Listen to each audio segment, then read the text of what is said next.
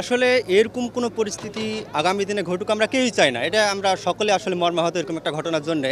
কিন্তু আসলে দেখেন এই বরেন্দ্র অঞ্চলে এরকম অসংখ্য দেখতে পাবেন যেগুলো তো বোরিং করা হয়, কিন্তু বোরিং করার পরে নিজ দায়িত্ব যদি তারা এগুলো আবার যদি পুনরায় টেস্ট করার পরে হলো না, ঠিক আছে, আপনি যদি এটা গর্তটা ভরাট করে দেন তাহলে এরকম ঘটনা আমরা আজকে দেখতে পারতাম না।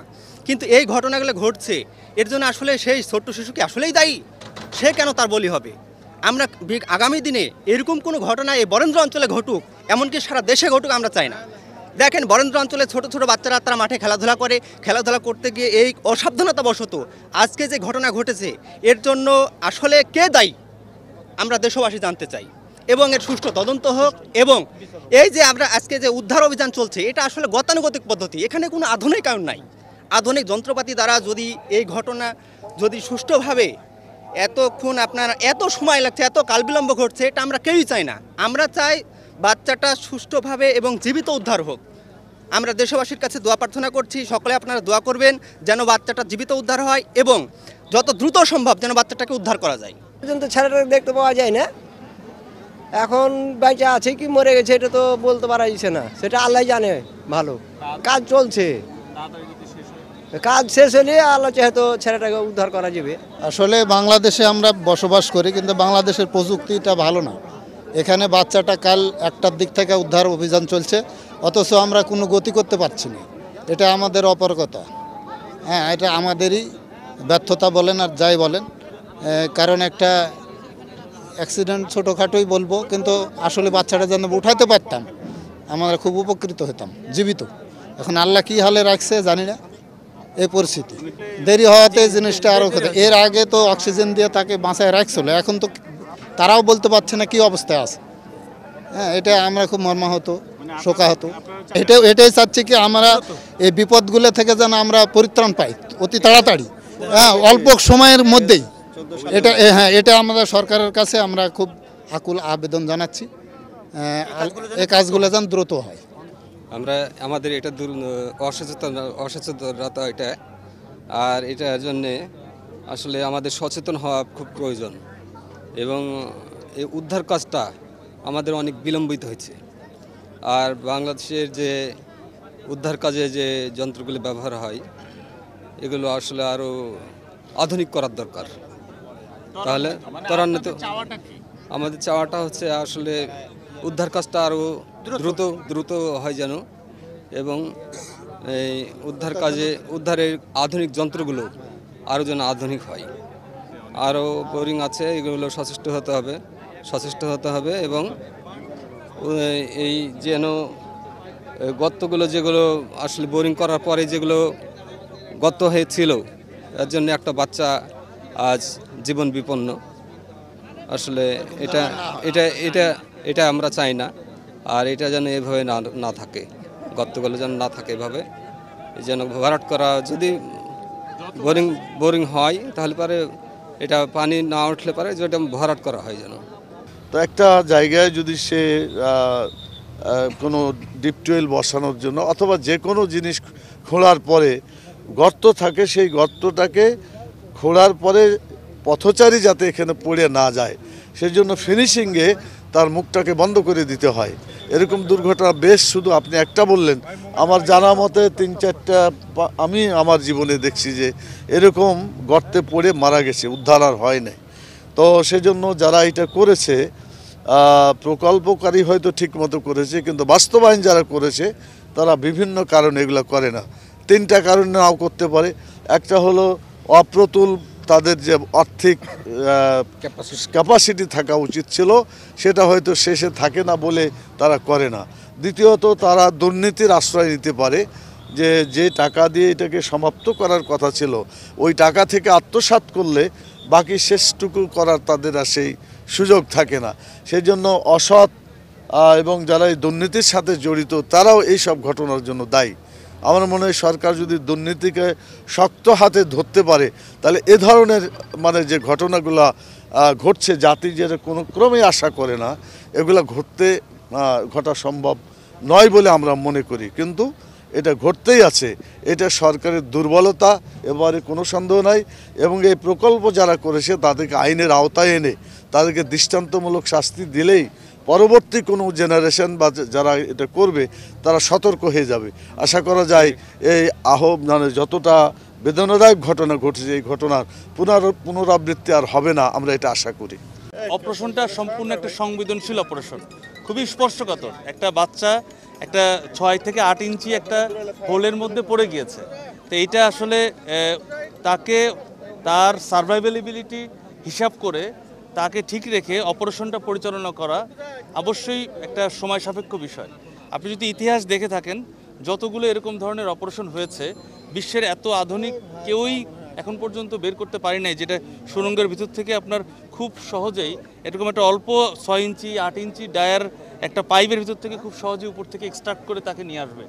এই পুল করে তাকে নিয়ে আসাটা এটা আসলে খুবই মানে অসম্ভব একটা বিষয়। তবে এটার জন্য যেটা ইম্প্রোভাইজ পদ্ধতিতে আমরা সবসময় যেটা করি সেটাই আমরা করছি, যেটা অন্যান্য দেশেরও আপনারা দেখে থাকবেন যে এই যেখানে আপনার ভিকটিমটা পড়ে যায় তার পাশাপাশি সমান্তরালভাবে দূরে একটা গর্ত খোঁড়া হয় এবং ওইভাবেই টানেল করে সুড়ঙ্গ করে তারপরে তার ওই পয়েন্টে পৌঁছাতে হয়। তো এটা একটা এমন একটা ভারী কোনো যন্ত্রপাতি অথবা ভারী কোনো এক্সকাভেটর অথবা হেভি কোনো ইকুইপমেন্ট যেটা ভাইব্রেট সৃষ্টি করতে পারে, মাটির গঠনকে নষ্ট করে দিতে পারে অথবা মাটি চাপা পড়তে পারে, এইগুলো আমরা খেয়াল রেখে কাজ করি। এখানে আপনার সম্পূর্ণ ইম্প্রোভাইজ পদ্ধতিতেই কাজ করতে হবে। এটা কখনোই এইভাবে করা যাবে না যে দ্রুত এক্সট্রাক্ট করে, কিন্তু ওখানে তো মাটি চাপা পড়ে আরও দুর্ঘটনা ঘটতে পারে, এখনও তো ঘটতে পারে। বাট পয়েন্ট হচ্ছে যে আমরা যেটা করতে চাই সবসময় তার ওই অক্সিজেন সাপ্লাইটা হিসাব করে তারপরে তার সার্ভাইবিলিটিটাকে মাথায় রেখে কোনো রকম মানে অন্যান্য ড্যামেজ থেকে আমাদেরকে রক্ষা করার জন্যই আমরা এইভাবে মানে সিস্টেমেটিকভাবে এবং এই ধাপে ধাপে আমরা মানে আগাই। আপনি দেখে থাকবেন যে এর আগের যতগুলো এই ধরনের অপারেশন ছিল সেগুলো কিন্তু আপনার 72 আওয়ার্স, 48 আওয়ার্স, 52 আওয়ার্স, আমি এগুলো সব জেনে বলছি, মানে বিভিন্ন কেস স্টাডি করেই বলছি। সুতরাং এই ধরনের অপারেশনে এরকম সময় লাগবে, কারণ আপনারা বিভিন্ন বিশ্বের যদি মানে ইতিহাস আপনারা খেয়াল করেন তাহলে দেখবেন যে এরকমই সময় লেগেছে। ইভেন আমাদের আশেপাশের দেশেও এরকম ধরনের অপারেশন হয়েছে যেখানে আপনার 52 ঘন্টা, 48 ঘন্টা, 72 ঘন্টা, এটা খুবই নর্মাল একটা বিষয়। তবে আপনাদের বুঝতে হবে যে এখানে আমি চাইলেই টেকনোলজি প্রয়োগ করতে পারছি না। এখানে হেভি ইকুইপমেন্ট দিয়ে আপনি দেখে থাকবেন যে অন্তত 5-7 মিটার দূর থেকে কিন্তু কাজ করতে হচ্ছে। আমি তো চাইলেই এক্সকাভেটর দিয়ে ওই বরাবরই করতে পারতাম, কিন্তু আমাদের এটা কখনোই করি না, কারণ এটাতে মাটি চাপা পড়ে উল্টা দুর্ঘটনা ঘটার সম্ভাবনা থাকে। জানাচ্ছেন আমরা ক্যামেরা দিয়ে কিন্তু আমরা ওর অবস্থাটা নিশ্চিত করেছি এবং একদম 35 ফিট পর্যন্ত আমাদের ওখানে ক্যামেরাটা গিয়েছে এবং আপনারা এটা দেখেছেন এবং এটা সারা বাংলাদেশ দেখেছে। ধন্যবাদ। আমরা এখন আসলে এখন আমরা অপারেশন চলমান, আমরা অপারেশনটা শেষ করে আমরা পরিপূর্ণ ব্রিফ এবং আমরা আশা করছি ইনশাআল্লাহ 30 থেকে 40 ফিটের মধ্যে আমরা বিগ টিম পাবো এই ধরনের আশা ভরসা করে আমরা এক্সকাভেটরের মাধ্যমে সারা রাত্রি মাটি খনন করে আমরা বুঝতে পারবো আমরা 35 ফিটের মধ্যে আমরা বিগ টিম পাচ্ছি কিনা। কারণ আমাদের ফায়ার ব্রিগেডের টিম এখন অনুসন্ধান করতেছে, অনুসন্ধান করে আমরা কিছুক্ষণের মধ্যে আমরা নিশ্চিত হব যে 35 ফিটের মধ্যে পাচ্ছি কিনা। আর যদি 35 ফিটের মধ্যে না পাই, বিগ টিম যদি আরও গভীর চলে যায় তাহলে আমরা অন্য একটা সিস্টেম আমরা চেষ্টা করব। সেটার মধ্যে কিন্তু বিগ টিম লাইফে পাওয়ার কোনো সম্ভাবনা থাকবে না। হ্যাঁ, টানেল আমরা করেছি। টানেল মানে যে যেখানে মাটি খনন করছে তার পাশ দিয়ে মানে ওই যে পর্যন্ত 5 পর্যন্ত যেখানে বিগ টিম আটকা পড়ার সম্ভাবনা থাকে সেটাই আমরা টানেল করেছি 4 ফিট মানে পাশে গিয়ে গভীরে। তো ওখানে কিন্তু এখনও পুরোপুরি নিশ্চিত না, আমরা আরও চাষ করতেছি কোনো এর উপরে কোনো আটকা পড়ে আছে কিনা। মূল কারণ বলতে তো এখানে এটা তো অনেক গভীরের ব্যাপার। মাটি খনন করছে সারা রাত্রি, আপনারা নিজেরাই ছিলেন দেখছেন। মাটি খনন এইমাত্র শেষ হয়েছে, তারপর ফায়ার ব্রিগেড অনুসন্ধানের কাজ শুরু করছে। আমরা লোহার রড আমরা 30-35 ফিটের একটা লোহার রড আমরা নিয়েছি। এটা যদি লোকাল অথরিটি যদি অনুমতি দেয় বা বাচ্চার গার্ডিয়ান যদি অনুমতি দেয় তাহলে আমরা সেই জিনিসটা আমরা চাষ করে দেখতে পারি, মানে মাটির গভীরে ডিপে। সেখানে আমরা যদি পাই তাহলে হলো, আর না হলে তো কিছু করার নেই, কারণ এই পাইপ তো 150 থেকে 200 ফিট গভীরে। না যে দীর্ঘসূত্রিতা হয়েছে, কারণ আপনারা সবাই জানেন, আমরা সবাই জানি যে যখনই ঘটনাটা ঘটেছে তাৎক্ষণিকভাবে যখনই ফায়ার সার্ভিসকে খবর দেওয়া হয়েছে, ফায়ার সার্ভিস চলে এসেছে এবং ফায়ার সার্ভিসও যখন যেটা প্রয়োজন মনে করছে বলছে, আমরাও সেটা যে কোনোভাবেই হোক তাৎক্ষণিক সেটা আমরা নিয়ে এসেছি। এখানে দেখেছেন আপনারা আমাদের 3টা এক্সকাভেটর মেশিন এবং অনেকগুলো ট্রাক্টর রয়েছে মাটি কেটে সরানো এবং অপসারণের জন্য। আর যেটা বলছিলেন যে মানে এখনও যে উদ্ধার করা যায়নি, এখন আমি জানি না আপনাদের কাছে এরকম কোনো তথ্য আছে কিনা। আমি রাতে গুগলে একটু চেক করলাম যে এরকম হিস্ট্রি কোথাও আছে কিনা যে এরকম একটা জায়গা থেকে বাচ্চাকে উদ্ধার করা গিয়েছে। আমাদের দেশে বা দেশের বাইরে হয়তো আমাদের ক্যাপাসিটি কম থাকতে পারে, কিন্তু আমি এরকম আসলে রেস্কিউ করা গিয়েছে খুব সহজভাবে জীবিতভাবে, এরকম হিস্ট্রি আসলে আমি খুঁজে পাইনি। আপনারাও হয়তো সেই বিষয়ে জানবেন।